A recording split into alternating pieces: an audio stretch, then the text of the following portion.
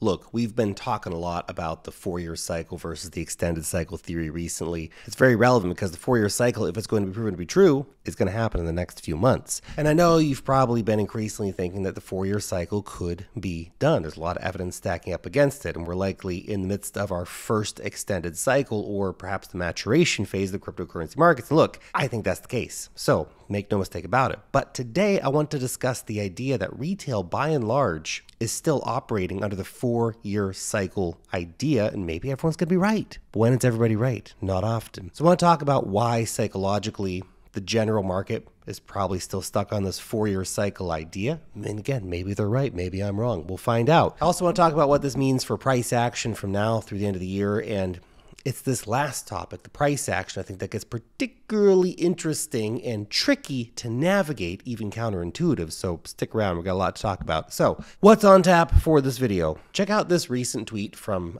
Alo. It's one of the many tweets I've seen on this topic. Grabbing his one here, I think it's a good one. He said, "Not a single person I know that isn't wanting to sell their crypto in Q4. Nowhere near the sentiment that marks major cycle tops, and not seeing the context for it from a macro point of view either." That's right.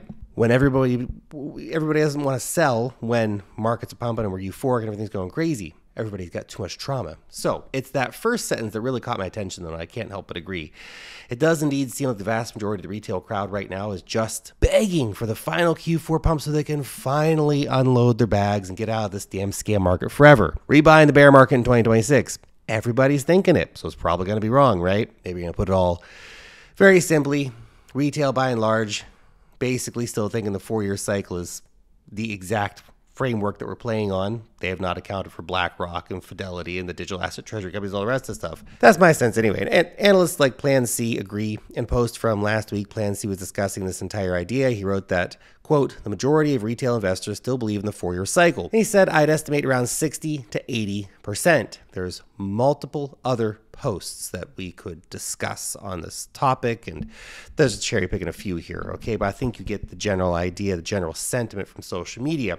So just from gauging that sentiment and the temperature right now across crypto, Twitter, and other social media, it does seem like retail thinks we're still in the 4-year cycle, and that you better damn be getting ready to sell your bags in the next 4 to 12 weeks approximately, or you're going to be left holding the bag for another 4 years. Now, before we get to what that means for prices, I want to discuss the reasons why everybody is thinking like this, why people can't accept the idea that an extended cycle could be possible. Before we get into that, guys, if you need a great place to trade your coins, it's Femex. Check it out, OG cryptocurrency exchange, because guess what? They're giving back insane bonuses right now. You deposit $1,000, you're gonna get $200 back. $10,000, $999 cash money back in your account. Put in $15K, $1,299 back cash money. It's no BS. If that's not wild enough, when you use the link down below exclusively, you're going to go straight to VIP level 2. It means 50% off your spot trading fees and 40% off your futures fees. This is an insane deal. It's not tiny bonuses. These are big bonuses. These are huge fees reductions. If you're an active trader, you know how fast that's going to add up, okay? Femex is a proven exchange. It works anywhere in the world. It's available to anyone, anywhere. That's you. You might need a VPN in some cases, okay? But the promotion is not going to last forever. So if you want to hop on board to this deal, link down below, go check it out. Okay, now look, guys, I think this is all very interesting and helps give context to the entire situation that we're seeing right here. So I've given this some thought, and I've got some reasons for you. One, the 4-year cycle is the established paradigm. It's what's kind of worked in crypto before, but the Bitcoin halving is way less relevant than it used to be with all the demand and the new buyers and all this stuff. But this is what the historical evidence shows, that we should be topping in the next 4 to 12 weeks approximately. We've had 3 cycles that have adhered to this basic tempo, so why not this time? Why not again? Maybe it will be. Egg on my face, if so. 2, it's psychologically comforting. The 4-year cycle theory is predictable. It offers some kind of clarity. We have a plan, man. Retail might be clinging to this sort of ideas, but a coping mechanism of sorts, because it's easier to deal with all of this than all the unknowns that comes with an extended cycle and what could happen in that situation. 3, PTSD from last cycle. Look, a lot of us, myself included, thought Bitcoin was going 100K in 2021. Crap, I was wrong. Fantastic.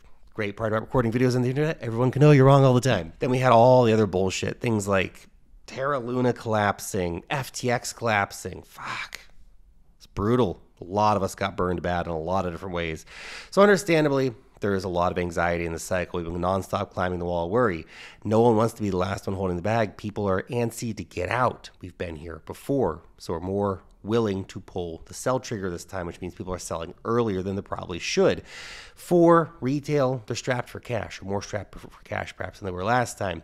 Even with all-time highs in the stock markets and crypto markets, a lot of people are feeling squeezed. Everything in the US, for example, is super expensive, while the job market and pay rises are anemic. Problematic. So in some sense, it feels like the regular investors, they want or even need the 4-year cycle to be true. They desperately want to cash out so they can have some kind of gains from this cycle. They don't have the financial bandwidth to make it through another 4 years, or God forbid, an extended cycle. An extended cycle, of course, is what's going to make them all fantastically rich, much more than a 4-year cycle theory would. So those are some of the whys, okay? Now let's discuss what this all means for price, what you probably want to know. What about the price, crypto man? Like I mentioned at the beginning, this is where things start to get interesting, perhaps even a little bit counterintuitive. So broadly speaking, if this theory plays out, the majority of retail is indeed operating under the 4-year cycle idea, then I think that price action could actually play out in a way, well, one of two very different ways, let's say.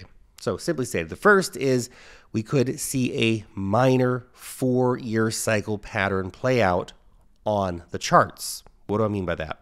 Look, this is not because of the fundamentals or the macroeconomic demand or anything like that, but really just purely based on the psychological self-fulfilling prophecy from the retail crowd. Everyone's just going to start capitulating and selling near the end of the year because it's the time to do it, and that'll in extent put a lot of pressure on the market. So there's that. And maybe that plays out. I don't know. It doesn't sound very compelling. The second way is that retail's continued belief in the 4-year cycle counterintuitively establishes and reinforces an extended cycle.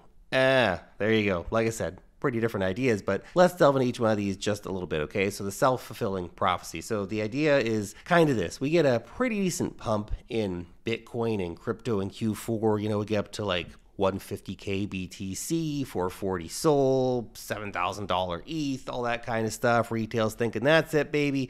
4-year cycle still intact. They dump everything. This is the final top for the market, and they sell heavily into it. This, of course, creates a lot of downwards pressure on the prices, bringing, you know, Bitcoin back to 110, Solana back to 200, ETH back to 4K, blah, blah, blah, which all further validates the view that it's over. Bear market on, it's done for 4 years, which creates even more panic and pressure on the selling side. Now, if something like this were to play out, given that I think the extended cycle is what we're really in, I could see retail spiking something like I don't want to call it a mini bear market, but let's say an extended sell-off consolidation phase. Basically, we get a meaningful dip in prices, and that could happen like the end of October or something like that, right around the time that would trick everybody into thinking, yeah, the 4-year cycle is real again. But we don't get close to the 2021 all-time highs, which is the theoretical bottom under the 4-year cycle theory for Bitcoin. I mean, obviously, for ETH and stuff like that, it's a bit dicier, let's say. So essentially, we have this big pullback spiked by basically a lot of fear. A lot of people get sidelined, of course, when Bitcoin then turns back up because they're waiting for prices to go back down to 50K or some bullshit like that, and it just ain't gonna happen. That's the self-fulfilling prophecy idea. Now, the reinforcement of the extended cycle. It's the same belief from the retail crowd, but it actually becomes counterintuitive and reinforces the extended cycle theory. So you see, this cycle's price action for Bitcoin has been goofy. We've had the slow upwards grind, the new all-time highs before the Bitcoin halving, all this kind of stuff's been catching people off guard.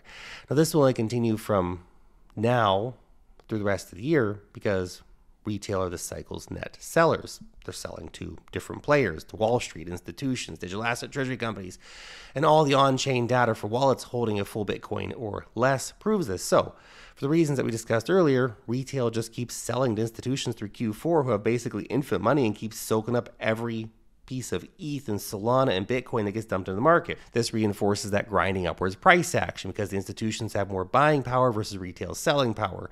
So we don't get mega super god candles all the time and giant parabolic rises because we keep getting the sell pressure until it finally dilutes itself. Continued grinding prices through the end of the year and into 2026 as a lot of retail slowly gets sidelined and gets out of their positions. That's the reinforcement of the extended cycle idea. No major parabolic pumps, maybe not for a while. I think we're in extended cycle theory thesis here that could see things going for a lot longer and crazier than people expect. But no major dumps either, because the institutions fundamentally play a different game than retail. And look, there's going to be leverage flushes and pullbacks and all kind of stuff. That's not what I'm saying. I'm saying, no new major bear market, right? Now, these are two different perspectives for how things could play out. But zooming back out again, regardless of what the retail consensus might be, I continue to think that we are in an extended cycle. And it's not that this time is different. This time is actually the same, because we're reaching the asset maturation phase, like we did with gold ETFs or other products in the past. Retail's perceptions on what the cycle might be perhaps are not in line with that.